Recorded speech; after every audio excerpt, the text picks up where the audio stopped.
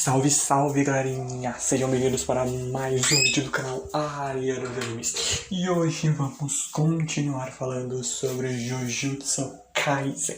Continuando a falar sobre o arco de Shibuya, vamos ver um pouquinho agora sobre a Mei Mei. Quando ela chega a finalmente encarar o Kenjaku. Mas antes de realmente começar esse vídeo e continuarmos falando sobre o arco de Shibuya, eu peço para vocês primeiramente deixarem like, se inscreverem no canal, ativarem o sininho das notificações. Espero que gostem do vídeo, então bora para o vídeo.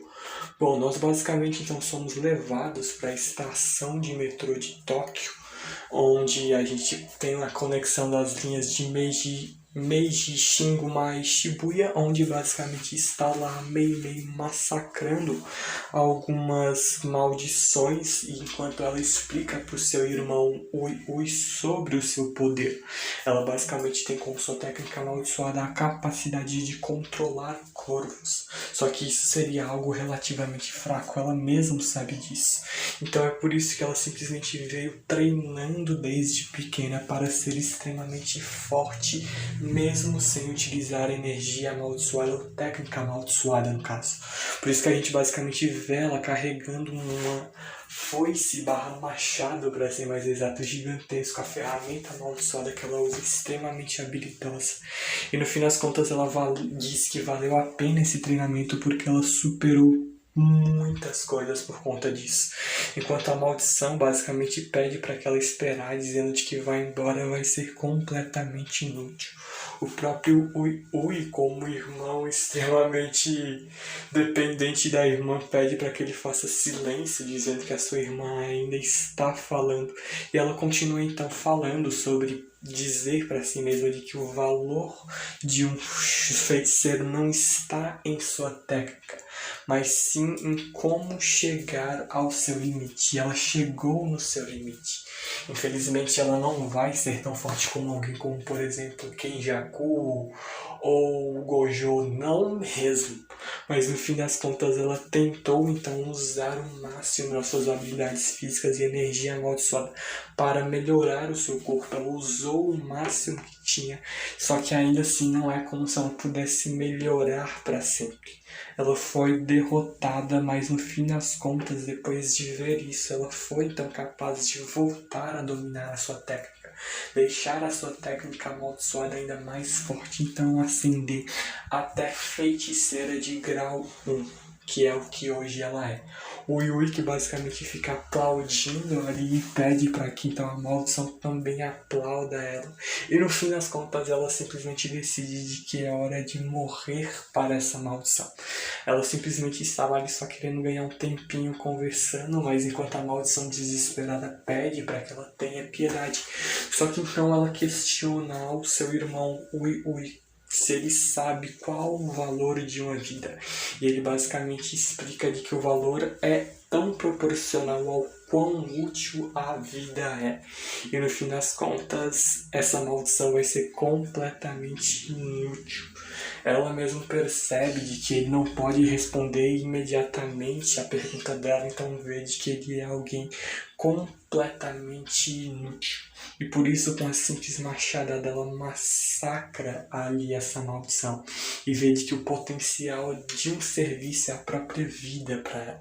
E no fim das contas, eles percebem então que a cortina acabou sendo desfeita graças aos esforços de Itadori Megumi e também o Ino. E no fim das contas, a Mei Mei só está interessada no fim das contas em salvar o Gojo por simplesmente conseguir um bom dinheiro em troca. Já foi falado que o Gojo ele não apenas sustenta todo o equilíbrio de poder, como a família Gojo, ela economicamente tem grande atuação no mundo, ele ajuda financeiramente várias e várias pessoas. Então ela imagina o quanto que ela vai ganhar de dinheiro em cima disso. E é basicamente quando ela acaba então por ficar cara a cara com o Kenjaku. Ela então percebe ali de que o gueto de alguma forma está vivo. Ela mesma questiona se no fim das contas o Gojo acabou estragando tudo no passado. Ela sabe de que o Gojo foi o principal, um dos, obviamente, principais responsáveis por matar o Geto.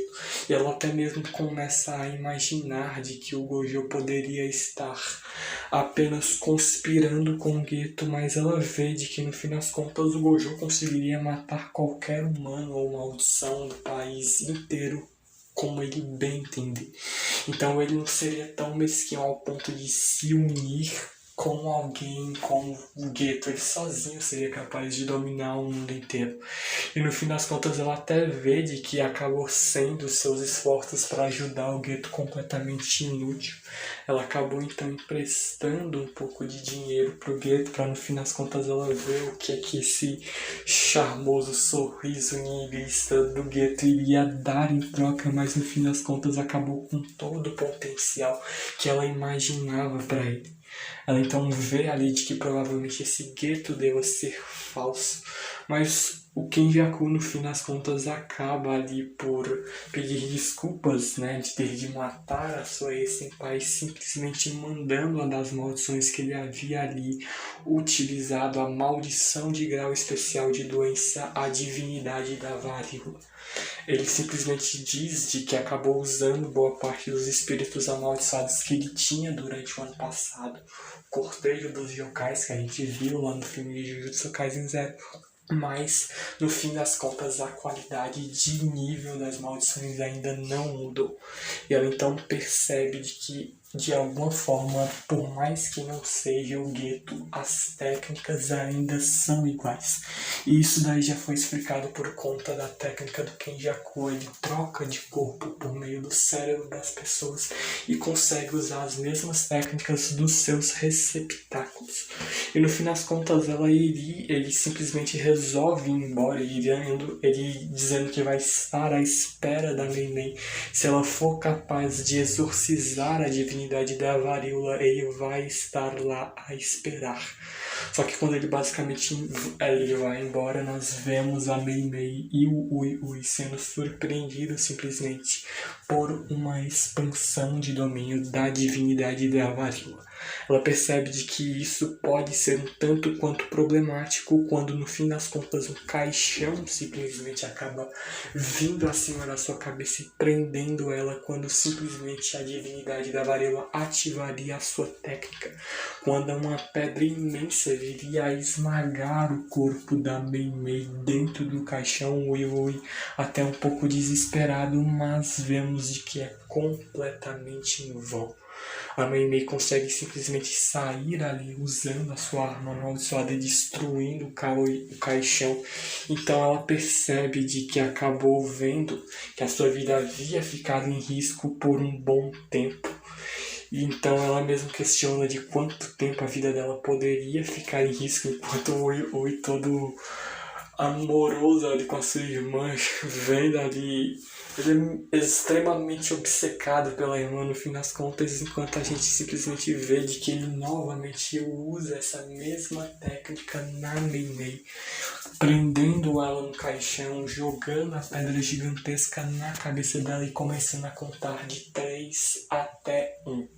E no fim das contas, antes que a contagem regressiva até 1 acabasse, ela consegue destruir a sua prisão, simplesmente avançando na direção da maldição, mas mais uma vez ela é presa nesse mesmo caixão. Por ser uma expansão de domínio, obviamente todos os ataques terão acerto garantido. Só que ela percebe como que funciona essa técnica. Inicialmente, a maldição, a divindade da varíola, prende o seu alvo em um caixão, depois enterra-o com uma lápide em cima e por isso começa então a contar de 3 até 1. Quando a contagem regressiva acaba terminando, no fim das contas, ela acaba aqui simplesmente fazendo o seu alvo ser atingido por uma doença que o fará morrer. Toda essa espécie de ritual de prender a pessoa no caixão, esmagar ela com o túmulo e a contagem regressiva são apenas ali as condições necessárias para o domínio ser perfeito, mas no fim das contas ela percebe de que se ela não escapar desse caixão em 3 segundos, ela irá morrer. Novamente ela acaba sendo presa por conta do acerto garantido da expansão de domínio e ela percebe de que a lápide, a pedra gigantesca que cai sobre o seu caixão, é a parte mais irritante, porque no fim das contas, se aquilo a acertar, ela não poderá mais se mover, ela não gostaria então de lutar contra o pseudo-gueto, como ela acaba intitulando Kenjaku, por conta de que ela estaria extremamente machucada se perder muito tempo contra a maldição da varíola. Então é por isso que ela simplesmente decide contar a ir com o Ui Ui. E parece no fim das contas de que a técnica da divindade da varíola pode apenas atingir uma única pessoa. Por isso que o Ui Ui no fim das contas acaba ficando completamente ileso. E ela entende que provavelmente seja por apenas a pessoa com maior energia amaldiçoada dentro do território ser o alvo. Instintivamente ela sente o perigo da pessoa mais poderosa. No fim das contas, ela mesma percebe de que somente um corvo seu acabou entrando na expansão de domínio da divindade da varíola para tentar acabar com essa maldição. A técnica da Mei Mei, que é simplesmente a manipulação de corvos, acabaria dificultando um pouco a situação dela, mas é por isso que ela simplesmente vai ter que fazer o Ui Ui se tornar um alvo para ela conseguir tempo para se mover.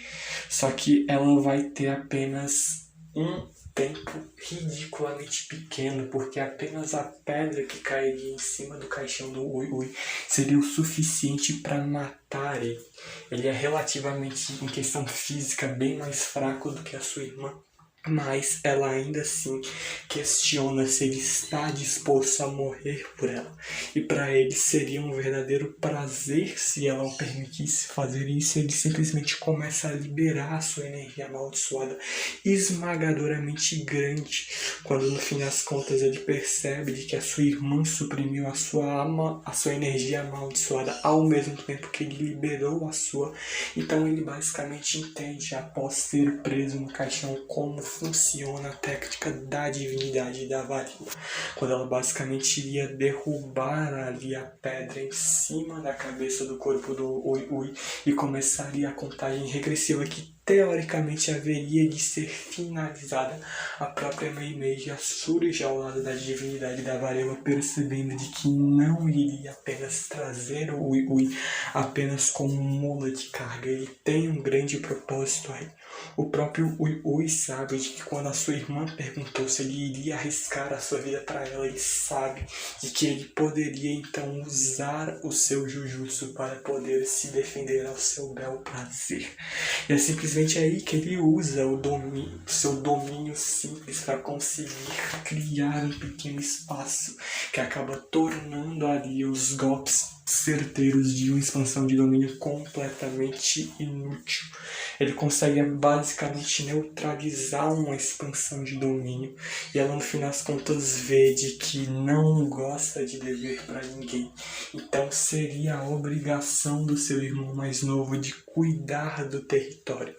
Quando então a divindade da varíola simplesmente iria partir na direção da Mei Mei, que já tinha cortado os braços da maldição, e por ser de grau especial ela rapidamente se regenera e parte mais uma vez na direção da feiticeira, só que então usando o seu único corvo que estava aí dentro da barreira, ela simplesmente decide atacar a maldição, simplesmente perfurando seu corpo como se não fosse nada.